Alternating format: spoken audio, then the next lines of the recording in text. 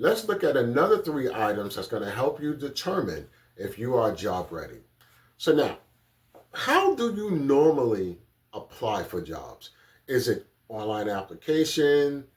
Is it a job site, something like Indeed? Is it sending an email? Is it in person? Is it through referral? And the reason why I'm asking you is because depending on how you apply determines the response that you're going to get. The most direct way is to get a referral from someone who's actually working at the company and have them put your resume on somebody's desk or put in a good word for you, because what they're using is their equity, right? Like who they are as a person to validate you as a potential employee. A lot of employers love referrals. So if you can get that, that doesn't guarantee you get the job, but it will pretty much guarantee you get an interview.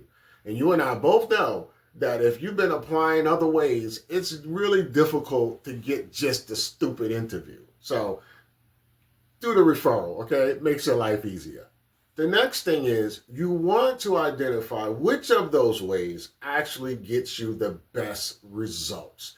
Yes, you have to track your results. Remember in the previous video, I asked you a question, and the question was, how many phone calls, how many emails, how many job interviews do you get within a week? The only way you're going to know that is if you track it. Not only do you have to track which approach is working, but you also need to have details of how many calls, emails, and interviews you're getting for each approach.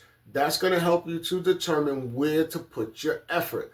Once again, direct referrals is the best way. I generally get, if I apply online, I would say out of 10 applications, I'll get 2 to 3 phone calls for interviews. So that's 20-30% conversion. Not bad, but I prefer to do referrals if I could, because that increases my chances of getting an interview to almost 100%.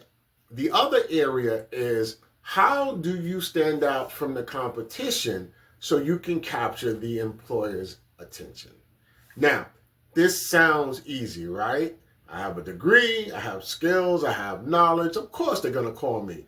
Look, sorry to bust your bubble, but you think you're the only one that have a degree? You think you're the only one that have experience? You think you are the only one that have those skills? Because at the end of the day, we all look the same on paper. So there has to be something else that helps you to stand out. Here's your dilemma. If you haven't spent the time to figure out what makes you different, what makes you better, you're going to be in trouble. There is nothing that you can say or do to help distinguish you from everyone else. You're going to sound and look like everyone else. And unfortunately, you're not going to get the phone calls. And if you do get the phone calls and you interview, you're not going to get the job. Because when you're answering the questions, you're not telling them what makes you better and different from everyone else. Here's a couple of things people do. They brag about themselves on the resume. Of course, that's what you're supposed to do. It's a bragging document. Or you can bring evidence of what you can do. And that's a whole nother training. We'll get into that at a later date.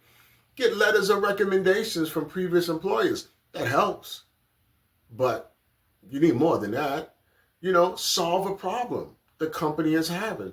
You know what?